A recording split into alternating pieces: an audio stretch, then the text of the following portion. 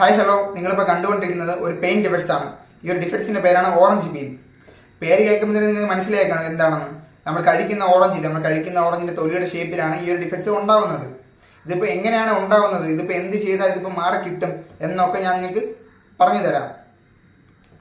ഇതുണ്ടാവുന്നത് എന്ന് പറഞ്ഞു കഴിഞ്ഞാൽ 2-3 കാരണം കൊണ്ട് ഇതുണ്ടാവാം. ഒന്നാമത്തെ കാര്യം പ്രോപ്പറായിട്ട് പ്രൈമർ സാൻഡിങ് ആണ്.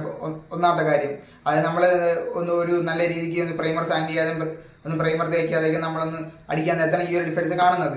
രണ്ടാമത്തെ കാര്യം എയർ പ്രഷറാണ് മെയിൻ ആണ്. എയർ പ്രഷർ പെയിന്റ് ആയാലും ക്ലിയർ ആയാലും നമുക്ക് 2/13 PSIയുടെ മേഖലയിലാണ് ഇറങ്ങി നമുക്ക് അത്യാവശ്യം ഇതിൽ നിന്നും ഇത് മാറി കിട്ടും.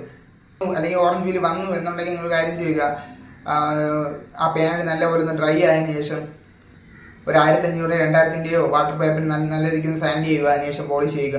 ആ ഒരു ഡിഫക്ട്സ് നമുക്ക് മാറി കിട്ടുന്നതാണ്. അത് മാത്രമല്ല, ഇപ്പോൾ ഫാക്ടറിയിൽ നിന്ന് അടിച്ചു വരുന്ന വണ്ടികളിൽ പോലും നമുക്ക് ഈ ഓറഞ്ച് പീൽ നമുക്ക് കാണാൻ സാധിക്കും.